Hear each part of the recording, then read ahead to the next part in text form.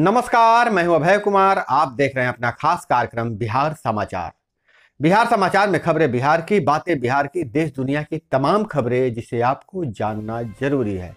बिहार समाचार में हम खबर लेते हैं सत्ता के गलियारों से, पंचायत के गलियों से और गांव के चौपालों से, जो कहीं न कहीं आपको प्रभावित करता है, आपको रखता है आगे।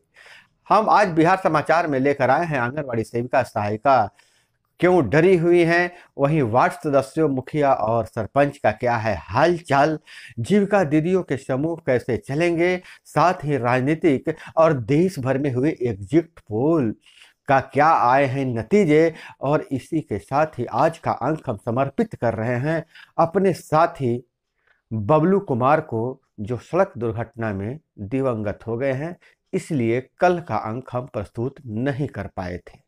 तो समाचार में जाने से पहले आप लोगों को हम बता दें कि आंगनवाड़ी सेविका सहायिका विभागीय डंडा के आगे थोड़ी सी नरम पड़ गई हैं।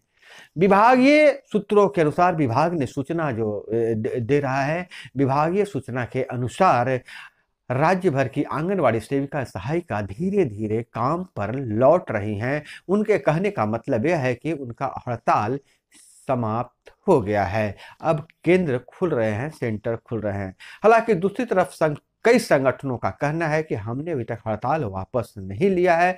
विभाग जो है से तानाशाही कर रहा है, हिट्लरशाही कर रहा है। आंगनवाड़ी सेविका सहायिकाओं से जबरदस्ती फर्जी आवेदन पर हस्ताक्षर करके उन्हें काम पर लौटा रहा है। ऐसे में आंगनवाड़ी सेविकाओं सहायिकाओं के सामने दोनों तरफ से बाधा है, आगे पीछे, आगे कुआं तो पीछे खाई है। अगर विभाग के दबाव में आकर वह काम पर चली जाती हैं तो इतने दिनों हड़ताल का क्या फायदा होगा, और संघ के तरफ से उन पर ध्यान नहीं दिया जा सकता है। और दूसरी तरफ अगर हड़ताल वापस नहीं लेती है और सरकार अजय रवैया अपनाता है तो फिर आगे क्या होगा?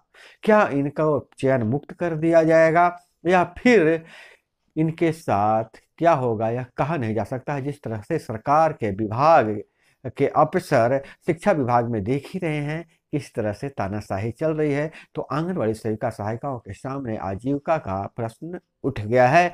अपनी राय कमेंट बॉक्स में जरूर देंगे। अगर इधर हम नजर डालें देश भर में हुए चुनाव के बाद एग्जिट पोल के, तो मध्य प्रदेश, राजस्थान में भाजपा की सत्ता आने की बात कही जा रही है। ज्यादातर जो एग्जिट पोल के नतीजे आए हैं उसमें मध्य प्रदेश और राजस्थान में भाजपा को की सरकार बनने की उम्मीद जताई जा रही है। वहीं छत्तीसगढ़ में कांग्रेस की सरकार बनने की बात कही जा रही है। वहीं अगर तेलंगाना और मिजोरम की बात करें तो वहाँ भी कांग्रेस समर्थित सरकार बनने की उम्मीद की जा रही है, ऐसी घोषणा की जा रही है। हालांकि इन चुनावों को, विधानसभा चुनाव को लोकसभा का सेमीफाइनल बताया जा रहा है, लेकिन जानकारों का मानना है कि विधानसभा और लोकसभा चुनाव दोनों में मुद्दे अलग अलग होते हैं। जहां विधानसभा में क्षेत्रीय पार्टियां, क्षेत्रीय छत्रप का वर्चस्व रहता है, वहीं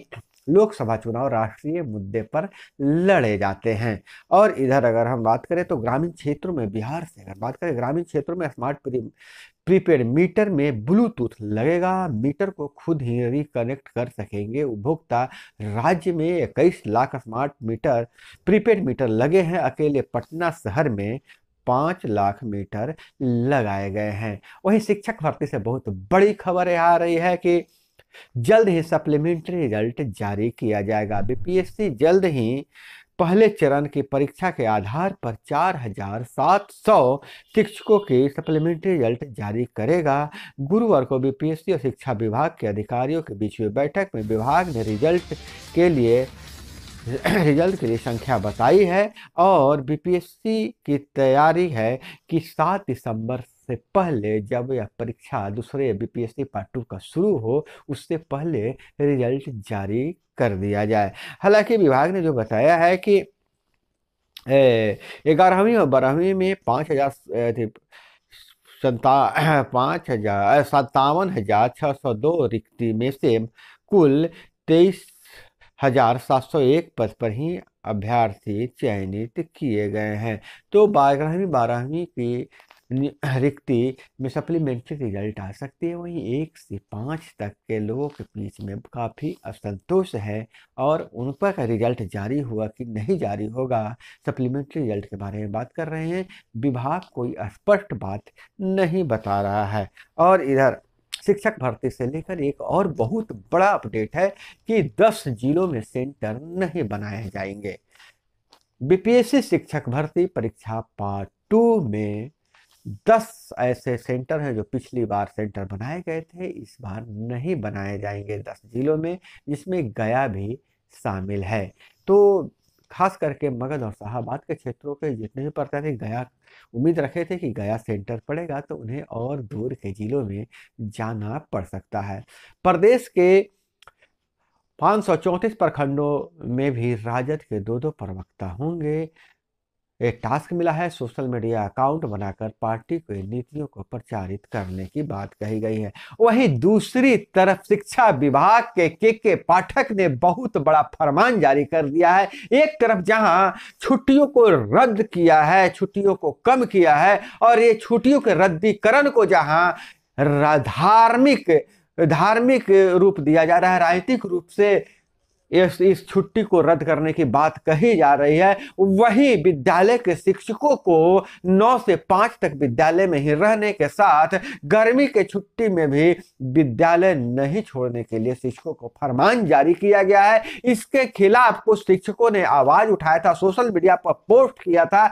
अब शिक्षा विभाग उन सारे लोगों को नोटिस थमा रहा है। तो के पाठक के इस अड़ियल रवैये पर जो पुराने संगठन है, कोर्ट का रास्ता अपनाया है, लेकिन शिक्षक नेता, शिक्षक संघ और शिक्षक बहुत ही चुप्पी साधे हुए हैं। हालांकि जितने भी सोशल एक्टिविस्ट हैं और नेता लोग हैं, के पाठक के इस रवैये को तुगलकी फरमान कहा है और कहा है कि के पाठक की विदाई सम्मानजनक नहीं होने वाली है। वहीं सुशील मोदी ने कहा है सीएम की सहमति से ही शिक्षक का वेतन रोकने का आदेश दिया गया है। सुशील मोदी ने बहुत बड़ा आरोप लगाया है। और इधर डॉक्टर संजय जायसवाल ने कहा है नीतीश चाहते हैं कि बिहार के लोग एम्स में इलाज नहीं करा सके। डॉक्टर जायसवाल का यह बयान है। दरभंगा एम्स के निर्माण कार्य में अब तक शुरू नहीं होने पर भाजपा के पूर्व प्रदेश डॉक्टर संजय जायसवाल ने नीतीश कुमार पर हमला बोला है और जनता को भ्रमित करने का हथकंडा है भाजपा की संकल्प यात्रा। उमेश सिंह कुशवाहा का यह बयान है। और पिछले साल की तुलना में राजधानी पटना में वायु प्रदूषण बढ़ना चिंताजनक, विजय सिन्हा ने यह बयान दिया है। और बेगूसराय से सरकारी माननीय की गुंडागर्दी की एक ऑडियो सामने आई है, जिसमें बच्चे के इलाज को लेकर जदयू एमएलए डॉक्टर पर भड़के। डॉक्टर ने बच्चे के डॉक्टर की जरूरत बताई तो फट पड़े एमएलए बोले चुप, मारना शुरू करेंगे तो होश ठिकाने आ जाएगा। पागल गुंडा कहीं का, रंगबाजी करेगा रे, नौकरी खत्म कर दूंगा। डॉक्टर के समझाने पर भी चुप नहीं हुए विधायक।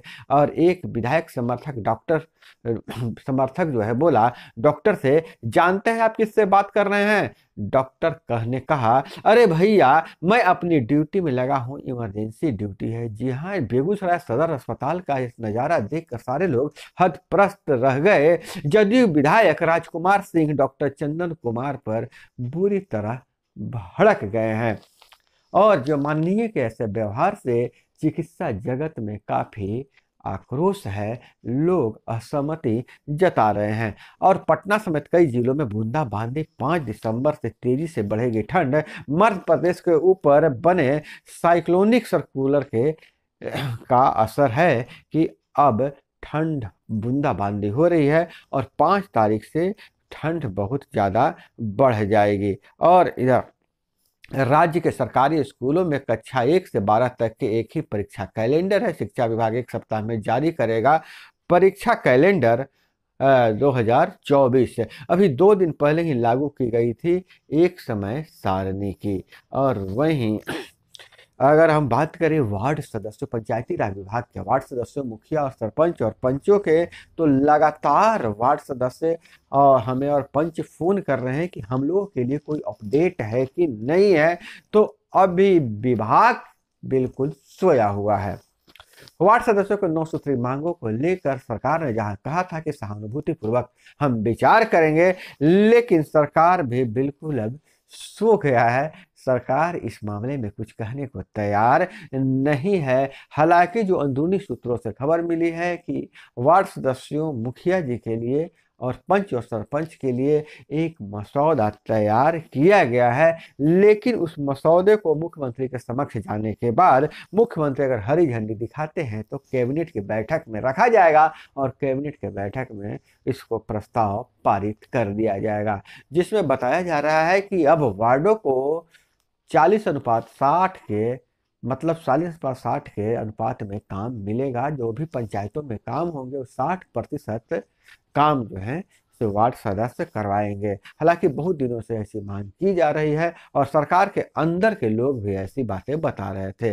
अब शिक्षक कर्मियों की सैलरी व पेंशन का डेटा ऑनलाइन पहले रिटायरमेंट के बाद जुटाने पड़ते थे सभी कागजात, रिजल्ट पेंडिंग होने पर छात्रों के पास चल जाएगा। क्यों रुका है? वही सुधार के लिए आवेदन दे सकते हैं। और वहीं सेंट्रल बैंक के सीएससी संचालक का अपहरण, 15 लाख की फिरौती मांगी गई थी। और जैसा हम बताए थे कि हमारे एक साथी बबलू कुमार का निधन हो गया है। बाइक से जा रहे थे दैनिक जागरण के पत्रकार बबलू, और संजोग कहिए कि वे एक रक्तदाता भी थे। 17वीं बार रक्तदान कर अपने जिला मुख्यालय से अपने घर लौट रहे थे। पीछे से अज्ञात वाहन ने उन्हें टक्कर मार दी और उनकी मौत हो गई। हमारा पूरा ठोक तंत्र परिवार, हमारे मीडिया के सारे साथी उनकी आत्मा की शांति का हम कामना करते हैं। चलते चलते हम आज दिन भर की विशेष खबरों पर एक अपडेट पर नजर डाल देते हैं।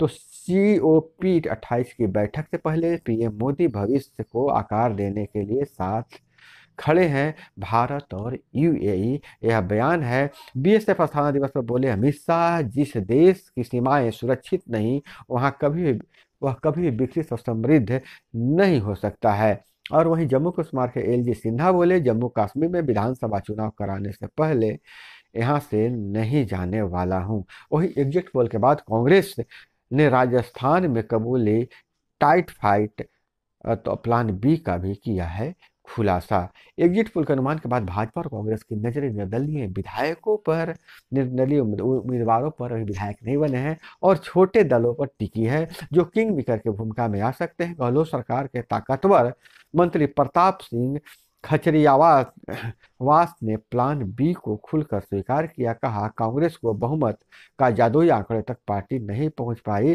तो सरकार बनाने की कोशिश की जाएगी। खचरियावास ने एक टीवी इंटरव्यू के दौरान पूछा गया था कि उनकी पार्टी विधायकों को टूट बचाने के लिए होटल बुक कर रही है, तो खुद को साफगोई से बताने वाले ने यह स्वीकार किया कि आंकड़ा 100 और 90 पर होगा। कांग्रेस और बीजेपी दोनों ने होटल और रिसोर्ट बुक किया है। और इधर अगर बात करें, बेंगलुरु के 15 स्कूलों को बम से उड़ाने की धमकी, स्कूलों को एक साथ ईमेल भेजा, बच्चे निकाले गए। डिप्टी सीएम बोले यह अफवाह थी। और मुख्यमंत्री सिद्धारमैया ने कहा पुलिस जांच करेगी, उन्हें ऐसा करने के निर्देश दिया जा चुके हैं, सुरक्षा उपाय भी किए गए हैं। और उन्होंने अभिभावकों से कहा घबराने की जरूरत नहीं है, स्कूल सुरक्षित हैं। कश्मीर के मुगल रोड पर 2.5 फीट बर्फबारी, हिमाचल की 35 सड़कें बंद, तमिलनाडु में 14 दिसंबर तक भारी बारिश का अलर्ट जारी हुआ है। और भारी बढ़ते कारोबार के कारण सेंसेक्स ऊंचाइयां छू रहा है। अंत में जाते जाते हम आप सभी से आग्रह करेंगे कि हमारे साथी बबलू कुमार भारती के लिए आप लोग दिल से प्रार्थना करें और आज अभिवादन के रूप में उन्हें, उनकी आत्मा को शांति के लिए हाथ जोड़ते हुए आपसे विदा लेते हैं।